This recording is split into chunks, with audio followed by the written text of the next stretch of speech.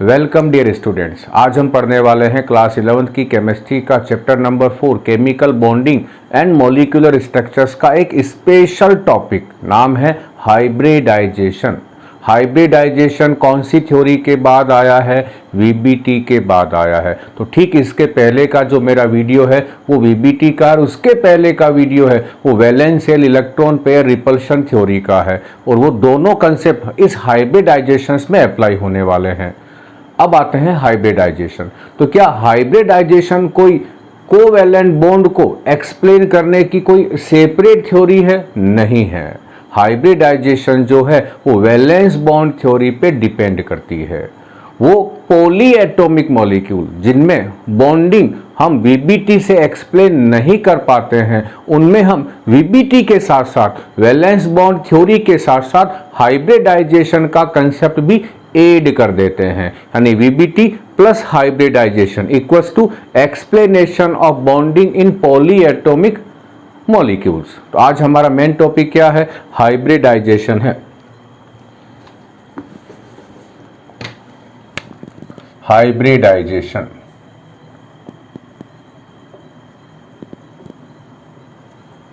तो सबसे पहले किसने दिया ये कंसेप्ट? किसने दिया? ये दो साइंटिस्ट है, polling and Slater.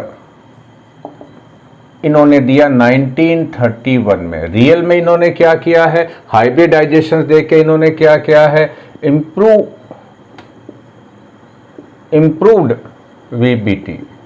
VBT theory को क्या किया है? इम्प्रूवाइज्ड कर दिया है। अब आते हैं हम लोग हाइब्रिडाइजेशन को समझने से पहले हम वीबीटी को समझते हैं कि वीबीटी की लिमिटेशंस क्या थी, क्यों हमें वीबीटी के साथ हाइब्रिडाइजेशन के कंसेप्ट को ऐड करना पड़ा। तो सबसे सिंपल इसका एग्जांपल है मीथेन गैस का मॉलिक्यूल CH4।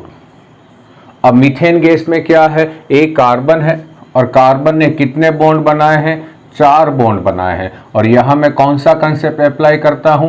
वीबीटी का। वीबीटी क्या कहती है कि ऑर्बिटल्स के बीच ओवरलैपिंग होगी। तो यहां किसके ऑर्बिटल्स? कार्बन के कितने ऑर्बिटल्स होने चाहिए? 4 एटॉमिक ऑर्बिटल्स, जिनमें कैसा होना चाहिए? वो अनपेयर्ड इलेक्ट्रॉन होने चाहिए। वीबीटी कहती है इलेक्ट्रॉन भी कैसे होने चाहिए?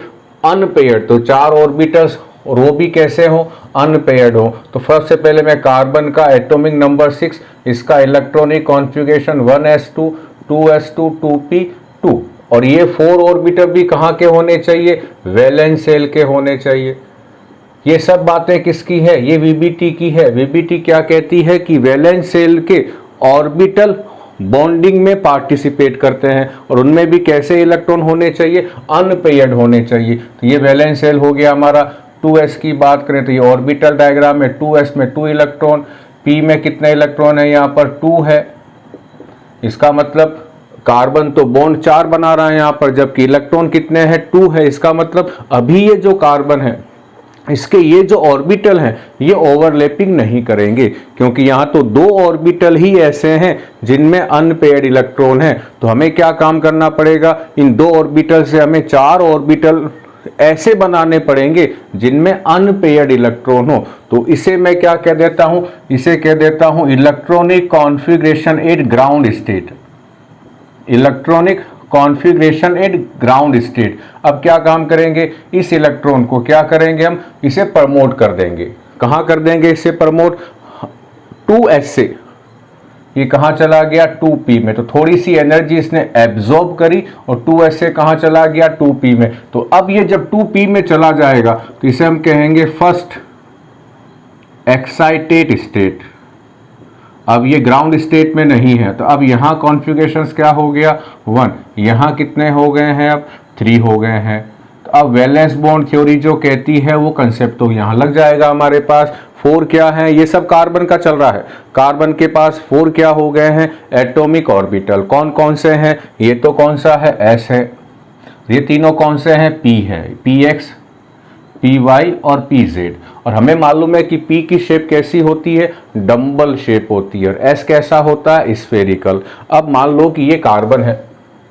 अब मैं इस कार्बन के पास जो 3 ऑर्बिटल p को ड्रॉ कर देता हूं तो p कैसे होते हैं, डम्बल शेप। ये एक ऐसा हो गया, ये एक ऐसा हो गया और ये एक ऐसा हो गया। ये 3 क्या हो गए हैं, p ऑर्बिटल। इसे क्या कहते हैं, px, इसे क्या कहते हैं, py, इसे क्या कहते हैं, pz। एक ऐसे है, ये py है, ये px है और ये जो आमने सामने है वो pz है। अब 3 ऑर्बिटल ये हो गए, तीनों में क्या क्या इलेक्ट्रॉन है, एक एक इलेक्ट्रॉन है। इसको ऐसे मेंशन कर देता हूं।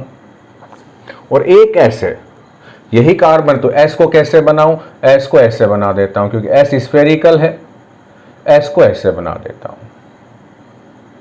अब ये हमारे पास क्या हो गए, 4 ऑर्बिटल हो गए हैं। कार्बन के 4 ऑर्बिटल जिनमें सबके पास क्या है, एक एक इलेक्ट्रॉन है। सबके सब कैसे हैं, अनपेयर्ड हैं। अब इस कार्बन के साथ कौन बॉन्ड बनाने वाले हैं, यहाँ पर 4 हाइड्रोजन, एक यहाँ, एक यहाँ, एक यहाँ और एक यहाँ। तो होगा क्या, यहाँ पर कौन आएगा, यहाँ पर कौन आने वाला है, एक हाइड्रोजन, यहाँ दूसरा हाइड्रोजन, यहाँ, यहाँ नहीं लाके इसे मैं यहाँ ले आता हूँ और यहाँ तीसरा हाइड्रोजन। 3 हाइड्रोजन आएंगे, लेकिन हाइड्रोजन का कौन सा ऑर्बिटल इसके पास आएगा, 1s1 है तो s में एक इलेक्ट्रॉन है, तो हाइड्रोजन का कौन सा ऑर्बिटल आएगा इसके पास, s ऑर्बिटल। यहाँ भी कौन आएगा, s ऑर्बिटल, यहाँ भी कौन आएगा, s ऑर्बिटल। ये हाइड्रोजन है, तो 3 तो हाइड्रोजन यहाँ आके क्या कर लेंगे, sp ओवरलैपिंग। यहाँ पर भी कौन सी होगी, sp ओवरलैपिंग। यहाँ पर भी कौन सी होगी, sp ओवरलैपिंग। अब चौथा जो हाइड्रोजन है, मान लेते हैं कि वो यहाँ से ओवरलैपिंग कर लेता, ऐसे। यहाँ पर भी ओवरलैपिंग होने के बाद ये ऐसी पोजीशन हो जाएगी, ओवरलैपिंग होने के बाद ये ऐसे हो जाएंगे, ओवरलैपिंग होने के बाद ये ऐसे हो जाएंगे। तो कितने बॉन्ड बन गए हमारे पास, यहाँ 4 बॉन्ड बन गए हैं। इन 4 बॉन्ड में ये बॉन्ड कौन से ओवरलैपिंग से बना है, ये S है, ये P, यानी PS या SP। ये भी SP है, ये भी SP है, लेकिन ये जो बॉन्ड बना है यहाँ कौन सी ओवरलैपिंग होती है, SS ओवरलैपिंग है। तो हमारे यहाँ पर जो 4 बॉन्ड बने हैं CH, जो 4 क्या बने हैं, CH बॉन्ड बने हैं। इन 4 में से 3 जो बॉन्ड बने हैं वो तो कौन से बने हैं, sp ओवरलैपिंग से, और एक बॉन्ड कैसे बना है, ss ओवरलैपिंग से। और हमें मालूम है कि sp ओवरलैपिंग से जो बॉन्ड बनता है वो थोड़ा सा स्ट्रॉन्ग होता है ss से। इसका मतलब 3 बॉन्ड तो कैसे होंगे, स्ट्रॉन्ग होने चाहिए थोड़े से, और एक बॉन्ड कैसा होना चाहिए, थोड़ा सा वीक होना चाहिए। ये है वीबीटी। वीबीटी यही तो कहती थी कि वैलेंस शेल के वो एटॉमिक ऑर्बिटल जिनमें अनपेयर्ड इलेक्ट्रॉन हैं वो दूसरे एटम के उन ऑर्बिटल के साथ जिनमें अनपेयर्ड इलेक्ट्रॉन हैं उनसे शेयरिंग करती है, उनसे ओवरलैपिंग करते हैं। ये बॉन्ड बनाया। इसका मतलब कार्बन के ये जो 4 बॉन्ड है इनमें से 3 बॉन्ड मान लेता हूं ये हैं, इनकी स्ट्रेंथ एक जैसी होगी, इसकी स्ट्रेंथ अलग होगी, लेकिन एक्चुअल में ऐसा और ऐसा नहीं है। CH4 में क्या है, all CH bond have same bond strength. क्या है, CH4 में जो चारों बॉन्ड है उन चारों की स्ट्रेंथ सेम है, उन चारों की बॉन्ड लेंथ और बॉन्ड एंथैल्पी ये सारी क्या है, सेम है। इसका मतलब हम जो सोच रहे हैं कि 3 बॉन्ड sp वाले होंगे, एक बॉन्ड ss ओवरलैपिंग वाला होगा, ऐसा है नहीं। इन चारों बॉन्ड की स्ट्रेंथ सेम है। तो ऐसे क्या हुआ, ऐसा क्यों हुआ और कैसे हुआ। तब बीच में कौन आए, पॉलिंग और स्लेटर आए, और इन्होंने क्या किया, एक हाइपोथेटिकल कंसेप्ट दिया, और उस हाइपोथेटिकल कंसेप्ट का नाम क्या है, हाइब्रिडाइजेशन है। क्यों दिया, क्योंकि CH4 में जो बॉन्डिंग हो रही है, जिस तरह से बॉन्डिंग VBT समझाता है वैसे नहीं हो रही है, कुछ अलग सा हो रहा है यहाँ पर। और अलग सा क्या है, तो नया कंसेप्ट क्या आया, हाइब्रिडाइजेशन। क्या है, हम यही समझते हैं। तो स्लेटर और पॉलिंग ने क्या कहा कि ये जो कार्बन है, समझना, ये जो कार्बन है इसके जो 4 ऑर्बिटल हैं, 3p, 3 तो p ऑर्बिटल्स और 1 s ऑर्बिटल, ये ओवरलैपिंग करने से पहले आपस में मिक्स हो जाते हैं। ध्यान रखना ओवरलैपिंग से पहले, तो हाइब्रिडाइजेशन और ओवरलैपिंग में ध्यान रखना हाइब्रिडाइजेशन पहले होता है, उसके बाद ओवरलैपिंग होती है। तो क्या बताया कि ये जो कार्बन है इसके जो 4 ऑर्बिटल हैं 3p और 1s ये आपस में मिक्स हो जाते हैं, और मिक्स होने से पहले इनकी शेप अलग अलग है, और मिक्स होने के बाद जो नए बनेंगे उनकी शेप एक जैसी होगी। मिक्स होने के बाद कितने नए बनेंगे, जितने और एटॉमिक ऑर्बिटल मिक्स हो रहे हैं उतने ही नए बनेंगे, और जो नए बनेंगे उन सबकी एनर्जी और उन सबकी शेप एक जैसी होगी। और ये जो नए बनेंगे इन्हें कहते हैं हाइब्रिड ऑर्बिटल्स, और ये अब ओवरलैपिंग करके बॉन्ड बनाएंगे। और जो नए बनेंगे वो सारे कैसे होंगे, आइडेंटिकल होंगे, इसलिए जब वो हाइड्रोजन के साथ ओवरलैपिंग करेंगे तो चारों की जो स्ट्रेंथ है वो सेम होगी। ये है हाइब्रिडाइजेशन। तो हाइब्रिडाइजेशन क्या है, सिंपल सा कंसेप्ट है। कंसेप्ट आपको समझ में आ गया तो पूरा ये हाइब्रिडाइजेशन समझ में आ जाएगा। कंसेप्ट किसी भी मॉलिक्यूल के कौन से एटम पर अप्लाई होता है, सेंट्रल एटम पर अप्लाई होता है। सेंट्रल एटम से जो बॉन्डेड अदर एटम है उन पर अप्लाई नहीं होगा, तो सेंट्रल एटम पर अप्लाई होगा। सेंट्रल एटम के एटॉमिक ऑर्बिटल इंटरमिक्स हो जाते हैं और इंटरमिक्स होके नए ऑर्बिटल बनाते हैं। इसी प्रोसेस को क्या कहते हैं, हाइब्रिडाइजेशन कहते हैं। अब जैसे CH4 में कितने ऑर्बिटल मिक्स हो रहे हैं, एक S और 3p, तो जो नाम होगा इसके हाइब्रिडाइजेशन का वो होगा sp3 हाइब्रिडाइजेशन। अब जो नए ऑर्बिटल बनेंगे जो उन्हें हम क्या कहेंगे, हाइब्रिड ऑर्बिटल, उनका नाम भी क्या होगा, sp3 हाइब्रिड ऑर्बिटल। यानी हाइब्रिडाइजेशन कौन सा है उसी के बेस पर हाइब्रिड ऑर्बिटल्स के नेम होते हैं। तो हम थोड़ा डिटेल में जाते हैं हाइब्रिडाइजेशंस के। इसको मैं साफ कर रहा हूं। तो हाइब्रिडाइजेशन क्यों आया, क्योंकि लिमिटेशंस आ गई। किसकी लिमिटेशंस आ गई, VBT की। VBT कहीं फेल हो गया है और उस फेल हुए VBT को ठीक करने के लिए ये कंसेप्ट आया हाइब्रिडाइजेशन। तो हम चलते हैं हाइब्रिडाइजेशन में। पहले हम क्या पढ़ लें कि हाइब्रिडाइजेशन की डेफिनेशन क्या है। तो हम फर्स्ट पढ़ते हैं हाइब्रिडाइजेशन की डेफिनेशंस क्या है। इंटरमिक्सिंग ऑफ एटॉमिक ऑर्बिटल्स, यहां तक तो ठीक है। किसके, atomic orbitals of central atom of a molecule. तो यहीं पर बेसिक एक पॉइंट आ गया, एटॉमिक ऑर्बिटल और किसके, सेंट्रल एटम के, हैविंग ऑलमोस्ट सेम एनर्जी। क्या है अगला, having almost same energy. Intermixing of atomic orbital of central atom of a molecule having almost energy is called hybridization. इसी को हम क्या कहते हैं, हाइब्रिडाइजेशन कहते हैं। तो हाइब्रिडाइजेशन में क्या है, इंटरमिक्स होंगे कौन, एटॉमिक ऑर्बिटल, किसके, सेंट्रल एटम के, कौन से, जिनकी एनर्जी लगभग सेम हो या सेम हो।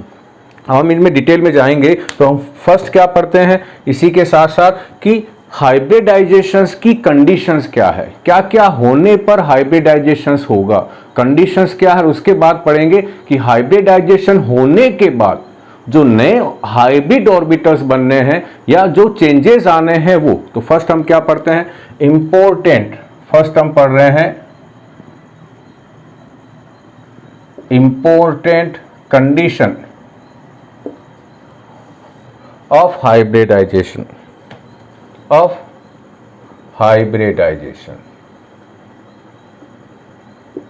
तो फर्स्ट हम क्या पढ़ें, यहां पर आ जाएं हम लोग ए करके। फर्स्ट ये कंसेप्ट किसके ऊपर अप्लाई होता है पॉली एटॉमिक मॉलिक्यूल के ऊपर।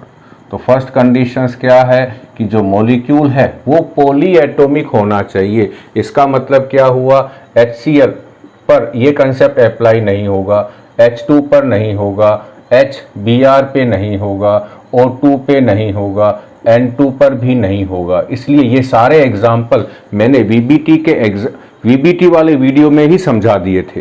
क्यों? क्योंकि इन पर हाइब्रिडाइजेशन का कंसेप्ट अप्लाई होता ही नहीं है। अब तो किन पर होगा, NH3 पर होगा, BeCl2 पर होगा, CH4 पर होगा, PCl5 पर होगा। यानी वो सारे मॉलिक्यूल जो कैसे होने चाहिए, पॉली एटॉमिक होने चाहिए। नंबर बी हमारे पास क्या है कि पॉली एटॉमिक मॉलिक्यूल में भी हाइब्रिडाइजेशन का कंसेप्ट किसके ऊपर लगेगा, सेंट्रल एटम पर।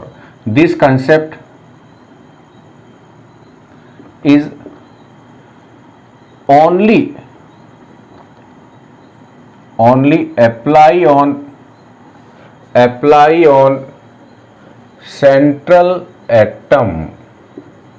सेंट्रल एटम पर अप्लाई होता है। जैसे इन्हीं के एग्जाम्पल ले लूं तो यहां किस पर अप्लाई होगा, नाइट्रोजन पर, यहां बेरिलियम पर, यहां C पर, यहां P पर, इन पर अप्लाई होता है। NH3 में हाइड्रोजन का हाइब्रिडाइजेशन नहीं होगा, BeCl2 में Cl का हाइब्रिडाइजेशन नहीं होगा, CH4 में H का नहीं होगा, PCl5 में Cl का नहीं होगा। अब इसी में एक और है, जैसे दो मान लो, if a molecule contain 2 central atom. अब ये कैसे हो गया सर, दो कैसे हो सकते हैं, दो हैं मान लो तो दोनों पर अप्लाई होगा कि 2 सेंट्रल एटम है, हाइब्रिडाइजेशन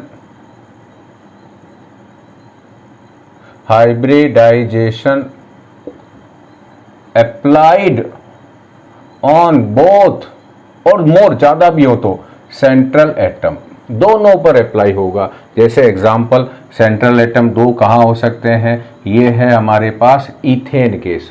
इथेन गैस का फॉर्मूला है और हमने 10th में पढ़ा है, इसकी स्ट्रक्चर ऐसी होती है, H H H H H और H। अब यहाँ 2 सेंट्रल एटम हो गए, एक ये हो गया, एक ये हो गया। इस पर और इस पर दोनों पर क्या अप्लाई होगा, हाइब्रिडाइजेशन का कंसेप्ट अप्लाई होगा।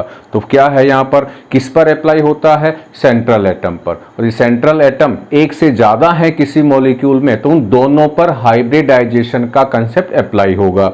अब चलते हैं इसकी, ये क्या पढ़ रहे हैं हम लोग, इंपॉर्टेंस, क्या क्या इंपॉर्टेंस है, कहाँ अप्लाई होता है, उसकी कंडीशंस क्या क्या है। तो 2 हो गए हमारे पास। अब चलते हैं, मैं इसे यहां लिखता हूं थर्ड को। थर्ड हमारे पास क्या है, सिंपल सा है, हाइब्रिडाइजेशन में कौन पार्टिसिपेट करते हैं, एटॉमिक ऑर्बिटल करते हैं या इलेक्ट्रॉन्स करते हैं। ये बेसिक कंसेप्ट है, तो याद रखें। मैंने कहीं पर भी इलेक्ट्रॉन मेंशन नहीं किया है। क्या है, इंटरमिक्सिंग ऑफ एटॉमिक ऑर्बिटल। तो हाइब्रिडाइजेशन जो कंसेप्ट है वो एटॉमिक ऑर्बिटल का कंसेप्ट है। एटॉमिक ऑर्बिटल मिक्स्ड होते हैं, तो एटॉमिक ऑर्बिटल जो मिक्स्ड हो रहे हैं वो कैसे हो सकते हैं, कैसे भी हो सकते हैं। कैसे का मतलब खाली हो सकते हैं, यानी एम्प्टी ऑर्बिटल पार्टिसिपेट कर सकते हैं, वो ऑर्बिटल पार्टिसिपेट कर सकते हैं जिनमें अनपेयर्ड इलेक्ट्रॉन हो, या वो कर सकते हैं जो फुल्ली फिल्ड हो। तो अगला थर्ड हमारे पास कंसेप्ट क्या है, सी, इट इज, थर्ड हमारे पास क्या है, it is a in hybridization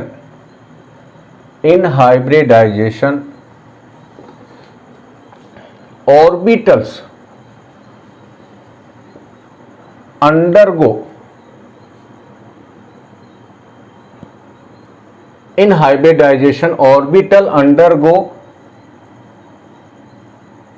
undergo not electrons।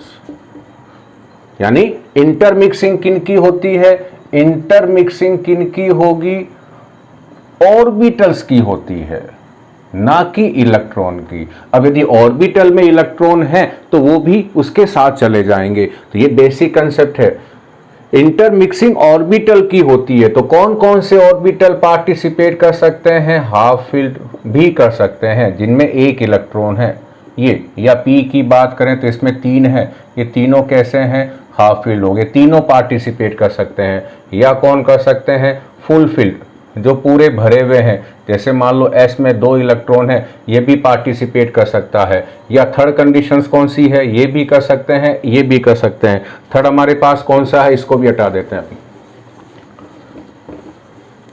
Third हमारे पास कौन सा है?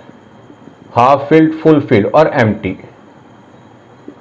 एम्प्टी यदि खाली ऑर्बिटल है वो भी क्या कर सकते हैं? पार्टिसिपेट कर सकते हैं। तो क्या है? Hybridization concept is a concept of orbital mixing.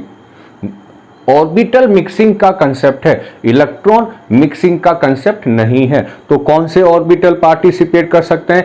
तीनों कर सकते हैं। सर वीबीटी में तो, अरे वीबीटी में तो बॉन्ड बनता था, यहां बॉन्ड नहीं बन रहा है, यहां तो केवल मिक्सिंग हो रही है। मिक्सिंग होने के बाद जब ओवरलैपिंग होगी तो वहां वीबीटी का कंसेप्ट काम करेगा। क्योंकि यहां तो केवल क्या है? इंटर मिक्सिंग हो रही है। मिक्सिंग होने में कैसे भी ऑर्बिटल पार्टिसिपेट कर सकते हैं। ये हमारे पास होगी third condition.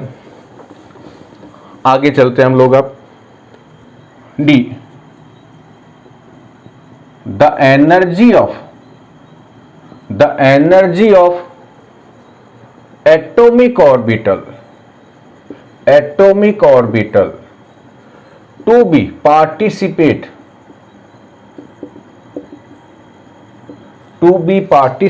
in hybridization is almost identical।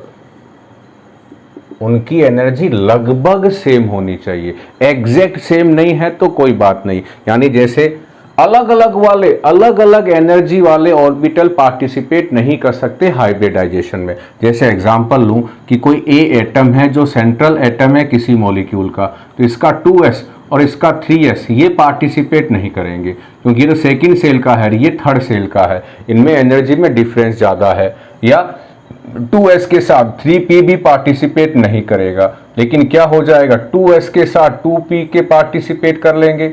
हमें मालूम है कि p की एनर्जी थोड़ी सी ज़्यादा है, 3s के साथ 3p के कर लेते हैं, 3s के साथ 3p, और चलिए तो 4s के साथ 4p के कर लेते हैं, 4s के साथ 4p के कर लेते हैं। एक याद रखना, जो d ऑर्बिटल है 3d की एनर्जी 4 के s और 4p के लगभग इक्वल होती है। 3d की एनर्जी में इनमें ज़्यादा डिफरेंस नहीं होता, तो 3d ऑर्बिटल भी 3p नहीं करेगा, 3s नहीं करेगा। 3d कर सकता है 4s और 4p के साथ, और 4d भी कर सकता है इनके साथ।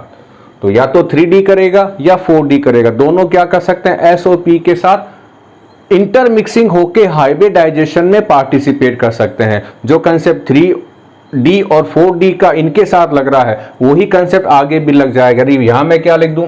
4d किसके साथ कर सकता है? 5s और 5p के साथ। तो यहां क्या लिखूं? 5d। या ये भी इसके साथ पार्टिसिपेट कर सकते हैं और ये इसके साथ।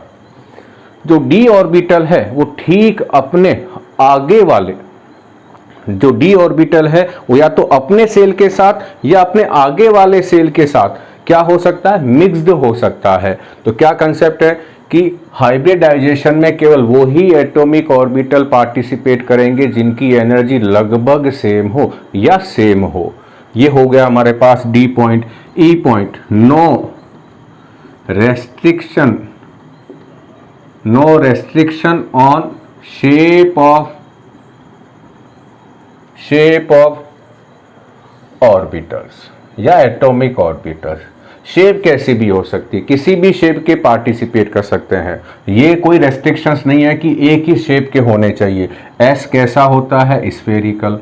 पी कैसा होता है? Dumbbell shape. डी कैसा होता है? Double dumbbell shape. ये तीनों आपस में मिक्स हो सकते हैं, यानी शेप का कोई रेस्ट्रिक्शंस नहीं है। किसी भी शेप के एटॉमिक ऑर्बिटल्स, बस उनकी एनर्जी सेम होनी चाहिए, लगभग सेम होनी चाहिए, वो पार्टिसिपेट कर सकते हैं किसमें? हाइब्रिडाइजेशन में। और अब अगला ई के बाद एफ, लास्ट कंडीशंस क्या है वो हम पढ़ रहे हैं हाइब्रिडाइजेशन की। और वो है, इसको समझने पहले क्या है वो कंडीशंस क्या है। ठीक इससे पहले जो मैंने एग्जाम्पल लिया था मीथेन गैस का, ई के बाद एफ, मीथेन गैस का जो मैंने एग्जाम्पल लिया था उसका मैंने जो कॉन्फ़िगरेशंस लिखा था 1s2 2s2 2p2, उसमें मैंने फिर s लिखा था ऐसे, फिर 2p लिखे थे और फिर यहाँ 2 इलेक्ट्रॉन थे और मैंने इस इलेक्ट्रॉन को यहाँ क्या किया था, प्रमोट किया था। ये इलेक्ट्रॉन मैंने प्रमोट किया था और प्रमोट करने के बाद मैंने इसकी बॉन्डिंग करी थी। तो क्या कहता है हाइब्रिडाइजेशन, प्रमोशन। हाइब्रिडाइजेशन से पहले इस इलेक्ट्रॉन का यहां यदि आप प्रमोशन करते हैं तो ये इसेंशियल कंडीशन नहीं है, इसेंशियल नहीं है, जरूरी नहीं है कि आपको इस इलेक्ट्रॉन को यहां से यहां प्रमोट करना ही होगा। तो क्या है अगली condition F, promotion is not a essential prior to prior to hybridization। Hybridization के पहले इलेक्ट्रॉन को प्रमोट करना इसेंशियल कंडीशन नहीं है, ये वाली। तो ये हमारे पास क्या हो गई एफ, ये 1A से लेकर एफ तक सारे क्या हैं, कंडीशन है हाइब्रिडाइजेशन होने की।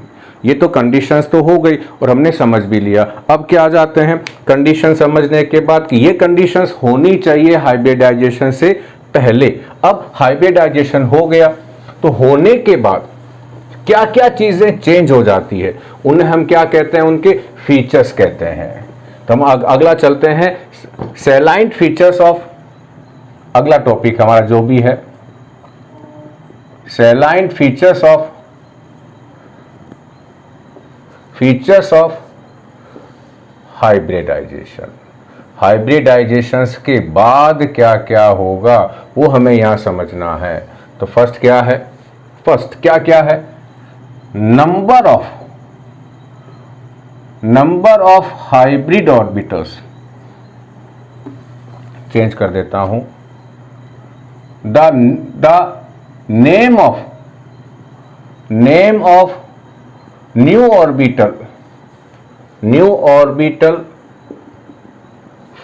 orbitals formed after hybridization is called hybrid orbitals। उनका नेम ये होगा, द नेम ऑफ जो नए ऑर्बिटल्स बनेंगे उनका नेम ये होगा। सेकंड कंडीशंस क्या है, कितने बनेंगे, संख्या में कितने होंगे। तो क्या है, द नंबर ऑफ हाइब्रिड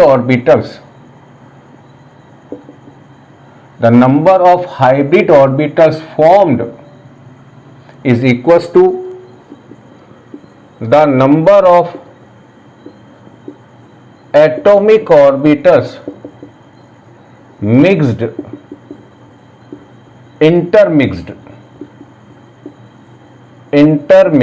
बस ये हो गया हमारे पास। तो कितने हाइब्रिड ऑर्बिटल्स बनेंगे वो डिपेंड करेगा कितने ऑर्बिटल मिक्स हुए हैं। मान लो एक ऑर्बिटल, एक तो हो नहीं सकता, दो मिक्स हुए हैं, एक s और एक p, तो नए कितने बनेंगे, दो मिक्स होते हैं, इसलिए दो मिक्स होंगे तो नए कितने बनेंगे, दो। क्या नए दो बने हैं तो मिक्स कितने हुए हैं, दो। नए तीन बने हैं तो मिक्स कितने हुए हैं, तीन। नए चार बने हैं तो मिक्स कितने हुए हैं, चार। तो हाइब्रिड ऑर्बिटल्स के नंबर कितने होंगे वो डिपेंड करेगा कितने एटॉमिक ऑर्बिटल जो हैं वो आपस में मिक्स्ड हुए हैं सेंट्रल एटम के। ये हमारे पास हो गई सेकंड फीचर्स। थर्ड हमारे पास क्या है, टाइप ऑफ हाइब्रिडाइजेशन। हाइब्रिडाइजेशन का टाइप क्या होगा, type of hybridization depends on type of atomic orbital, type and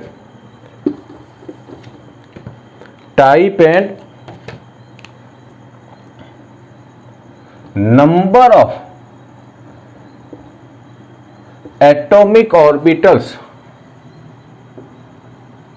mixed in या atomic orbital participate in hybridization. ये काम का है, ये स्टार लगा ले यहां पर कि टाइप कौन सा होगा। हाइब्रिडाइजेशन के टाइप हैं, अभी मैं आपको बता दूंगा कौन कौन से टाइप हैं। वो टाइप जो है वो किस पे डिपेंड करेगा, वो डिपेंड करेगा कौन सा ऑर्बिटल मिक्स्ड हुआ है, उसका टाइप और उसके नंबर, उन पे डिपेंड करता है। मान लो किसी सेंट्रल एटम का S और P मिक्स्ड हुआ है तो टाइप क्या हो जाएगा, sp। एक S और 2 P मिक्स्ड हुए हैं तो टाइप क्या हो जाएगा, sp2। एक S और 3 P मिक्स्ड हुए हैं तो टाइप क्या हो जाएगा, sp3। ये सब टाइप आ रहे हैं। एक S 3 P और एक D हुआ है तो टाइप क्या हो जाएगा हमारे पास, sp3d। एक S 3 P 2 D हुए हैं तो इसका टाइप यहां 2 है, 2 अलग अलग हैं, sp3d2 या d2sp3। ये जो है ये कोऑर्डिनेशन कंपाउंड्स में आता है। एक S हुआ है, 3 P हुए हैं, 3 ही D मिक्स हुए हैं तो नाम क्या होगा, sp3d3। इसके अलावा एक हाइब्रिडाइजेशन और है जो यहां हमारे नहीं है। एक D हुआ है, एक S हुआ है और 2 P हुए हैं तो उसका नाम है dsp2 हाइब्रिडाइजेशन। तो ये सारे हाइब्रिडाइजेशन के टाइप है। लगभग कितने हो गए, 1 2 3 4 5। इस दोनों को मैं भी एक ही मानू, हम अभी यही पढ़ेंगे। 1 2 3 4 5 6 7, ये भी नहीं है हमारे, 6 या 7। ये सारे क्या है, हाइब्रिडाइजेशन है। अब इसमें आप थोड़ा सा एक देखें, 2 हाइब्रिडाइजेशन है। यदि मैंने डी पहले लिखा है और डी बाद में लिखा है, 2 अलग अलग कंडीशन है। तो मैंने जैसे मान लो यहां लिखता हूं, मैं इस कंडीशन को ले रहा हूं, d2sp3। इसका मतलब है कि ये दोनों S और P 4th सेल के हैं तो ये D जो है ये 3rd सेल का होगा। कि पहले ये D को पहले लिखा है तो पहले वाले सेल का है, S और P जिस सेल के हैं उसके पहले वाले सेल का है। यदि मैंने D को बाद में लिखा है यहाँ sp3d2 तो ये तीनों एक ही सेल के होंगे, सेम सेल के होंगे। थोड़ा सा दिमाग में रखें कि D बाद में लिखा है तो तीनों जो ऑर्बिटल है S, P और D तीनों एक ही सेल के हैं। D को यदि मैंने पहले लिख दिया है तो पहले वाले सेल का है। ये हमारे पास क्या हुए हैं, हाइब्रिडाइजेशंस के टाइप हुए हैं। अब यहीं पर हम एक और चीज क्या समझ लेते हैं, सबसे पहले हाइब्रिडाइजेशन में कौन कूदता है, जो रहेगा ही रहेगा, जो इन सब में लगभग कॉमन है, वो है S। इसका मतलब S तो लड़ाई में कूदेगा ही कूदेगा, मैं तो जाऊंगा ही जाऊंगा मिक्स होने के लिए। S के बाद दूसरा कौन सा है जो लगभग सब में कॉमन है, P है। इसका मतलब कहीं पर भी 2 ऑर्बिटल मिक्स्ड हो रहे हैं हाइब्रिडाइजेशन के लिए तो 2 में से एक कौन सा होगा, S, दूसरा कौन सा होगा, P होगा। 3 मिक्स्ड हो रहे हैं तो जनरली 3 कौन कौन से होंगे, एक S और 2 P, यानी sp2 हाइब्रिडाइजेशन होगा। 3 मिक्स्ड हुए तो sp2, 4 हुए तो sp3, 5 हुए तो sp3d, 6 हुए तो हमें जनरली क्या सोचना है, 6 में एक S, 3 P 2 D यानी sp3d2, 7 हुए तो sp3d2, sp3d3, ये 7 ऑर्बिटल्स होंगे। ध्यान रखना सबसे पहले कौन कूदता है, S, उसके बाद P, उसके बाद D। ये है इनका मिक्स्ड होने का ऑर्डर है। ये सारे क्या है, टाइप ऑफ हाइब्रिडाइजेशन है। अब यहीं पर हम एक और कंसेप्ट समझ लेते हैं कि हाइब्रिड ऑर्बिटल जो बनेगा उसका जो नेम है वो भी किस पे डिपेंड करता है, टाइप ऑफ हाइब्रिडाइजेशन के ऊपर। तो इसी के साथ ले लेता हूं, मैं उसको यहां मेंशन कर देता हूं।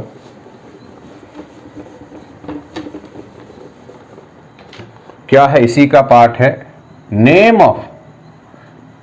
Of hybrid orbitals equals to type of hybridization. जो हाइब्रिडाइजेशन का टाइप है वो ही हाइब्रिड ऑर्बिटल्स का भी नेम होगा। जैसे s और 3p ऑर्बिटल आपस में मिक्स्ड हुए तो हाइब्रिडाइजेशन कौन सा हो गया, sp3 हाइब्रिडाइजेशन हो गया। कितने ऑर्बिटल मिक्स्ड हुए हैं, 1 2 3 4, तो कितने नए बनेंगे, 4। कितने नए बनेंगे, ए बी सी डी। मान लो ये 4 ऑर्बिटल हैं जो नए बने हैं, इन चारों का नाम क्या होगा, sp3 हाइब्रिड ऑर्बिटल्स। यानी इसका नाम भी यही होगा, इसका नाम भी यही होगा, इसका नाम भी यही होगा और इसका नाम भी यही होगा।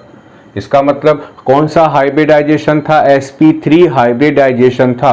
तो जो बनने वाले ऑर्बिटल्स हैं उनका नाम भी क्या होगा, sp3 हाइब्रिड ऑर्बिटल ही होगा। यानी नेम ऑफ हाइब्रिड ऑर्बिटल जो है वो किसके इक्वल होगा, टाइप ऑफ हाइब्रिडाइजेशंस के इक्वल होगा, उसके सेम उसके जैसा होगा। तो क्या खत्म हुआ हमारे पास, थर्ड पॉइंट। चौथा कहाँ जाए, क्या हम पढ़ रहे हैं, फीचर्स पढ़ रहे हैं किसके, हाइब्रिडाइजेशन होने के बाद क्या क्या होगा। तो हम कहाँ तक आ गए, थर्ड पॉइंट आ गया है। अगला है अब काम की चीज, क्या है, एनर्जी का कंसेप्ट है। एनर्जी, हाइब्रिडाइजेशन के पहले उनकी एनर्जी लगभग सेम थी, लेकिन हाइब्रिडाइजेशन के बाद जो एटॉमिक ऑर्बिटल बनेंगे उनकी एनर्जी 100% आइडेंटिकल होगी। Energy of hybrid orbitals are identical होगी। यहीं पर मैं क्या जोड़ देता हूं, एनर्जी के अलावा एक और पांचवा पॉइंट क्या है, shape of hybrid orbitals are also identical. Shape और एनर्जी लगभग नहीं पूरी सेम होगी। हाइब्रिडाइजेशन के पहले एनर्जी लगभग सेम थी और शेप तो अलग अलग थी, लेकिन उसके बाद शेप सबकी सेम होगी। जैसे एग्जांपल देते हैं, एक s ऑर्बिटल और एक p ऑर्बिटल, ये आपस में मिक्स्ड हुए, कौन सा हाइब्रिडाइजेशन हो गया, sp हाइब्रिडाइजेशन, क्योंकि ये दो ही मिक्स्ड हो रहे हैं।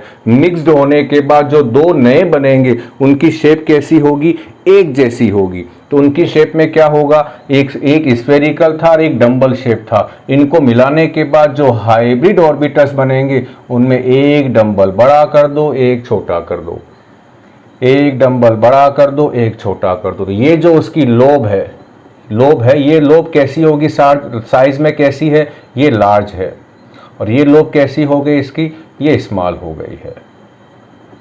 तो ये है, कहीं पर भी इस तरह से किसी भी ऑर्बिटल को मेंशन किया हुआ हो, एक लोब बड़ी एक लोब छोटी, तो वो कौन से ऑर्बिटल हैं, ये हैं हाइब्रिड ऑर्बिटल्स। अच्छा, इनका नाम दो जरा, इनका नाम क्या होगा, इन दोनों ऑर्बिटल्स का नाम तो है हाइब्रिड, टाइप कौन से हैं ये दोनों, sp है, क्योंकि कौन सा हाइब्रिडाइजेशन था, sp हाइब्रिडाइजेशन था। तो क्या कह रहा है फोर्थ और फिफ्थ पॉइंट, कि जो नए ऑर्बिटल बनेंगे हाइब्रिड ऑर्बिटल, उनकी एनर्जी और उनका शेप कैसा होगा, आइडेंटिकल होगा। अब अगला 5 हो गए हैं पॉइंट, और इनके पॉइंट बड़े काम के हैं, कब कौन सा पॉइंट कहां पूछ लिया जाए मालूम नहीं चलता बच्चों। अब हम आते हैं हमारे अगले पॉइंट पर। पॉइंट नंबर कौन सा अगला है, 6 पॉइंट क्या कहता है समझना। 6 पॉइंट ये कहता है कि जो हाइब्रिड ऑर्बिटल्स है वो बहुत बढ़िया बॉन्ड बनाते हैं। किसके कंपैरिजन में, प्योर एटॉमिक ऑर्बिटल के कंपैरिजन में। यानी हाइब्रिडाइजेशन के पहले और हाइब्रिडाइजेशन के बाद दोनों में से बढ़िया बॉन्ड कौन बनाएगा, हाइब्रिड ऑर्बिटल्स। तो अगला पॉइंट क्या है, hybrid orbitals are more, hybrid orbitals formed more effective and strong bond than pure atomic orbital। क्या कहता है ये, काम का कंसेप्ट है, क्यों है, अभी आने वाला है। हाइब्रिड ऑर्बिटल जब ओवरलैपिंग करेंगे तो उनकी ओवरलैपिंग बहुत इफेक्टिव ओवरलैपिंग होगी, उनसे जो बॉन्ड बनेगा वो स्ट्रॉन्ग बॉन्ड होगा। और हमें मालूम है कि कौन सा बॉन्ड स्ट्रॉन्ग होता है, हमने पढ़ा है वीबीटी में कौन सा बॉन्ड स्ट्रॉन्ग होता है। कितने बॉन्ड थे वहाँ पर, 2 थे, सिग्मा और पाई। तो यहाँ हाइब्रिड ऑर्बिटल्स कौन सा बॉन्ड बनाएगा, सिग्मा या पाई, सिग्मा बॉन्ड। ये पॉइंट काम का है। ओवरलैपिंग जो है, जो यदि बॉन्ड इफेक्टिव बनाएंगे तो इसका मतलब क्या है, हाइब्रिड ऑर्बिटल्स काम का है, hybrid orbitals only formed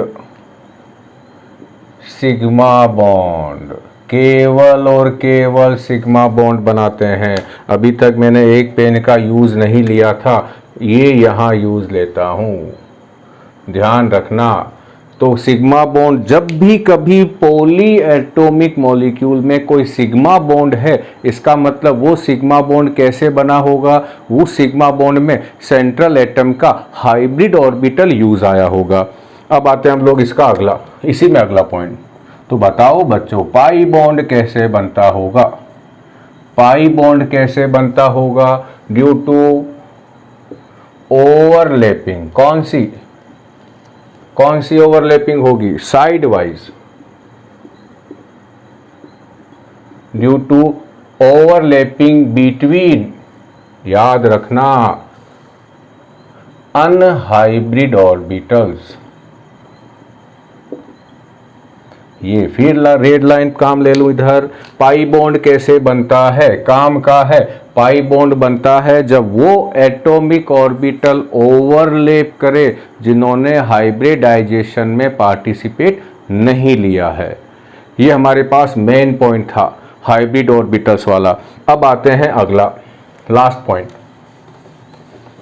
point है अब, और वो क्या कहता है हमें, चलिए एक और इसी में साथ में जोड़ देता हूं। और यदि हाइब्रिड ऑर्बिटल्स, यहीं जोड़ देता हूं, यदि हाइब्रिड ऑर्बिटल्स कौन सा बॉन्ड बनाते हैं, सिग्मा बॉन्ड बनाते हैं, तो ये सिग्मा बॉन्ड ही क्या डिसाइड करता है, ज्योमेट्री और शेप ऑफ मॉलिक्यूल। तो देखो आपस में जुड़ गए ये, हाइब्रिड ऑर्बिटल सिग्मा बॉन्ड बनाता है, इसका मतलब सिग्मा बॉन्ड ही क्या डिसाइड करता है, ज्योमेट्री, या मैं क्या कह दूं, ज्योमेट्री कौन डिसाइड करता है, हाइब्रिड ऑर्बिटल्स। अगला हमारे पास क्या है, 7 नंबर, हाइब्रिड ऑर्बिटल्स, ये लास्ट है। Hybrid orbitals oriented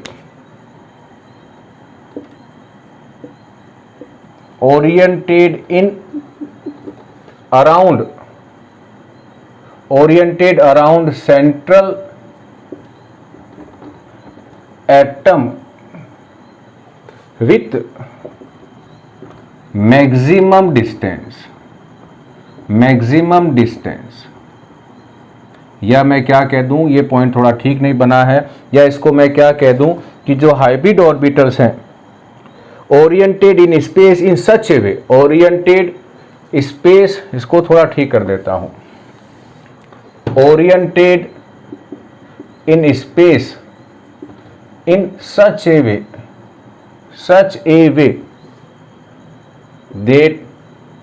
that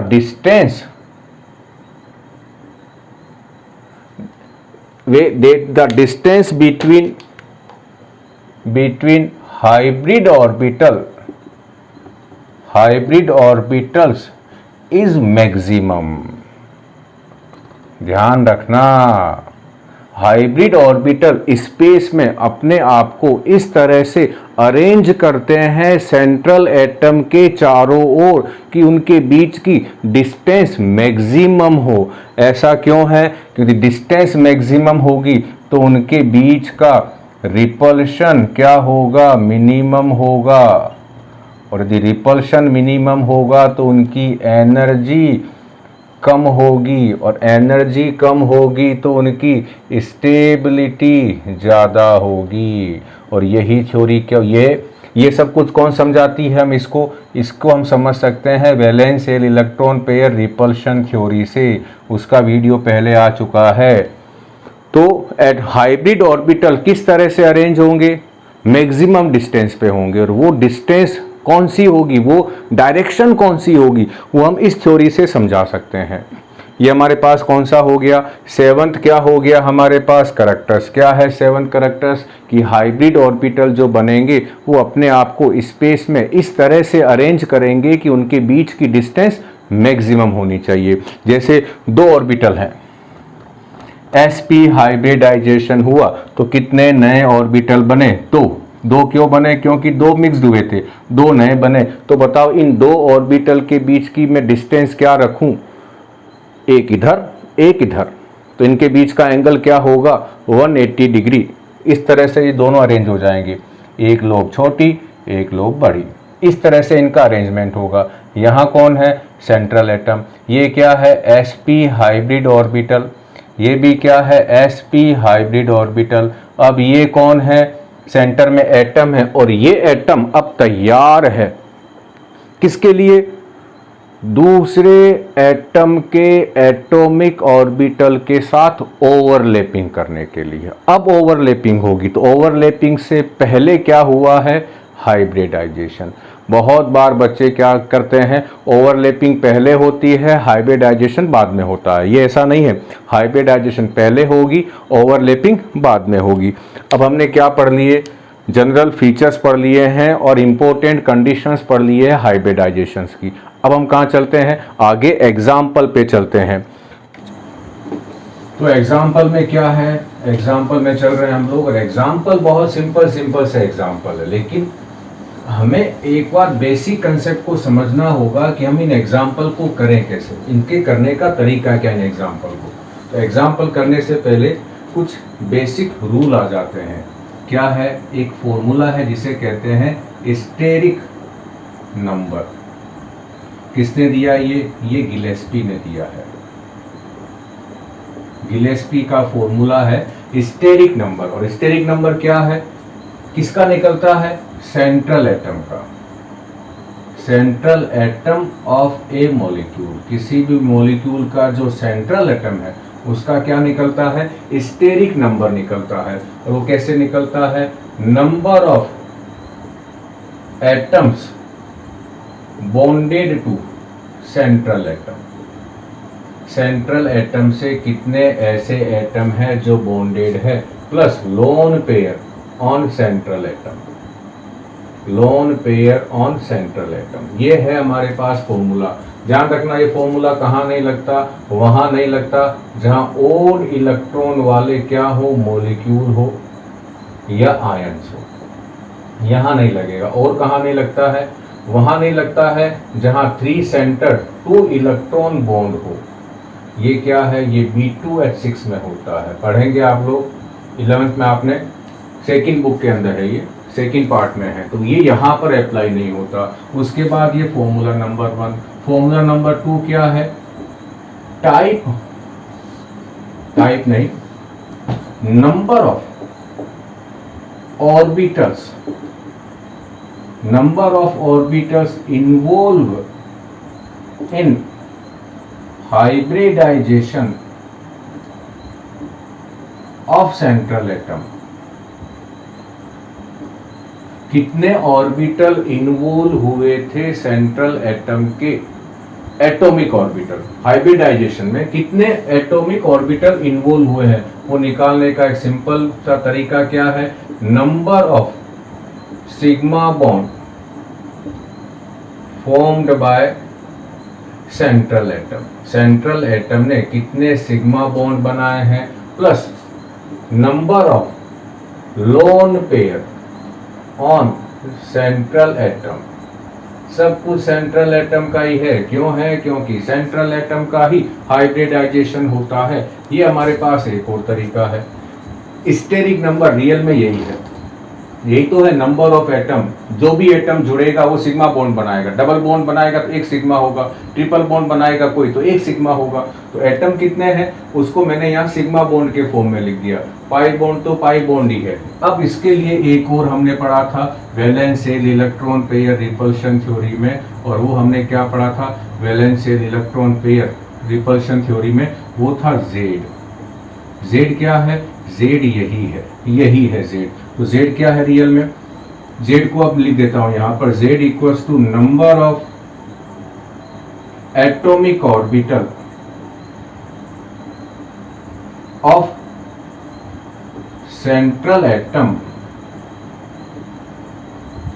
involve in hybridisation.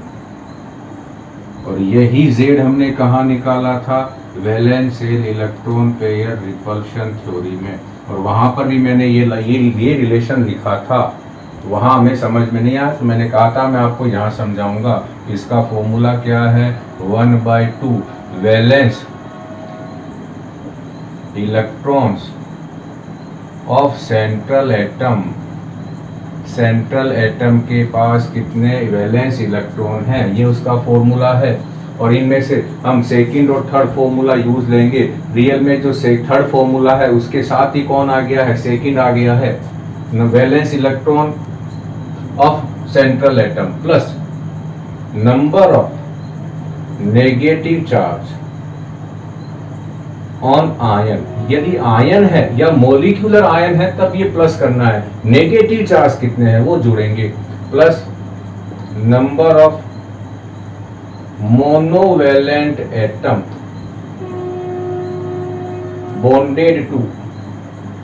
Bonded to central atom. Central atom से ऐसे कितने एटम जुड़े हुए हैं जो केवल सिंगल बॉन्ड बनाते हैं, यानी हाइड्रोजन, क्लोरीन, फ्लोरीन, ब्रोमीन, ये सिंगल बॉन्ड बनाते हैं। यानी ग्रुप नंबर 17 और हाइड्रोजन के जो एलिमेंट है वो minus number of positive charge. यदि उसके ऊपर पॉजिटिव चार्ज है तो वो इन तीनों को ऐड करके जो आंसर्स आता है उनमें से उस आयन के ऊपर जितने पॉजिटिव चार्ज है वो माइनस कर दें, उन्हें आप सब्सट्रैक्ट कर दें। जैसे एग्जांपल लेता हूं मैं यहीं पर BeCl2 का एग्जांपल लेते हैं और उसका क्या निकालते हैं, Z निकालते हैं। Z निकालने का मतलब आपने क्या निकाल लिया है, number of atomic orbital of central atom involve in hybridization. इसका मतलब आपने क्या निकाल लिया है, सिग्मा और लोन पेयर का सम आपने निकाल लिया है। अब जैसे BeCl2 पर अप्लाई करें तो Z बेरिलियम कौन से ग्रुप का है, सेकंड ग्रुप का है, तो इसके पास वैलेंस शेल में कितने इलेक्ट्रॉन है, ये 1/2, वैलेंस शेल में 2 इलेक्ट्रॉन है, प्लस कोई चार्ज नहीं है तो 0, प्लस कितने मोनोवैलेंट एटम जुड़े हुए हैं 2, प्लस माइनस कितने पॉजिटिव चार्ज है 0। सम करोगे तो क्या होगा 1/2 मल्टीप्लाई बाय 4, आंसर्स क्या आया हमारे पास 2। इसका मतलब Z कितना आ गया 2। इसका मतलब सिग्मा प्लस पाई बॉन्ड मिला दें तो इनका सम भी कितना होना चाहिए, 2 आना चाहिए। अब देखें BeCl2 को, दिमाग लगाते हैं। इस 2 आने का मतलब दो मीनिंग है। इस 2 आने का मतलब है कि इस मॉलिक्यूल में जो सेंट्रल एटम है उसके हाइब्रिडाइजेशन में 2 ऑर्बिटल इन्वॉल्व हुए हैं। और दूसरा मतलब क्या है कि इस बेरिलियम ने या तो सिग्मा बॉन्ड और लोन पेयर मिला के इसके पास 2 हैं, तो कितने Cl जुड़े हुए हैं 2 हैं। इसका मतलब ये दोनों क्या होंगे, इसके पास ये दोनों सिग्मा बॉन्ड है, तो इसके पास लोन पेयर तो है ही नहीं। तो यहाँ से 2 क्या कंसेप्ट ये हमारे पास आए कि कौन कौन से और कितने ऑर्बिटल इन्वॉल्व हुए होंगे, 2 ऑर्बिटल।